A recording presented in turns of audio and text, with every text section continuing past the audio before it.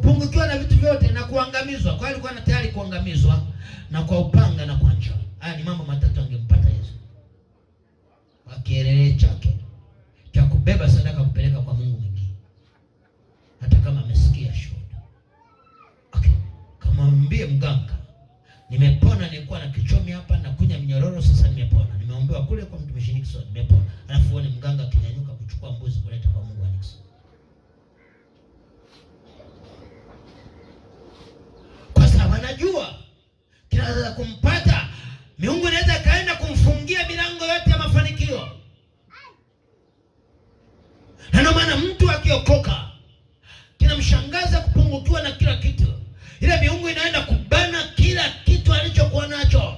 Inabana ili iweze kumyumbisha, abadilishe msimamo wake, arudi. Lakini kwa neema ya Mungu tunasonga mbele. Bwana Yesu apewe sifa. Bwana Yesu apewe sifa. Shetani asikutishia kwa kufungia milango. Akifunga mlango mmoja Yesu anakufungulia milango 7. Amen. Wengi hamuelewi ninachofundisha, ndio maana hata meza zimekaa kama vile mna wivu na kinachofundisha.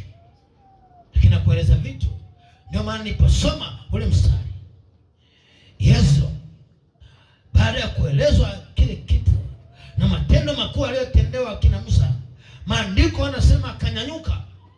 Hakuishia kusema sasa na hakuishia kusema na imidiwe. Alinyanyuka akaenda kutafuta sadaka. Akatoa sadaka kwa Mungu wa Musa. Kumbuka alikuwa ni kuhani mkuu wa miungu ya Wamidia.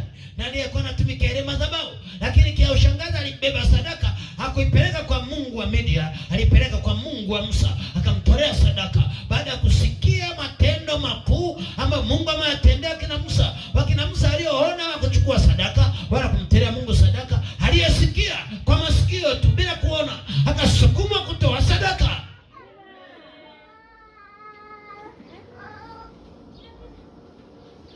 Bwana Yesu asifiwe. Nasema mtumishi, unatupitisha kwenye hii sadaka ina maana gani? Ulikuwa ni mwanzoni mwa msimu. Na hii sadaka ilikuwa na umuhimu sana.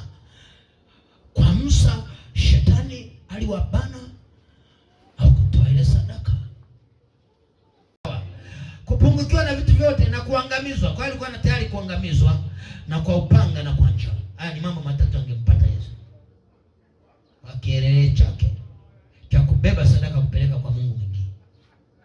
Hata kama amesikia shuhuda. Okay. Kama mwambie mganga, nimepona, nilikuwa na kichomi hapa na kunya mnyororo, sasa nimepona. Nimeombewa kule kwa mtumishi Nixon, nimepona.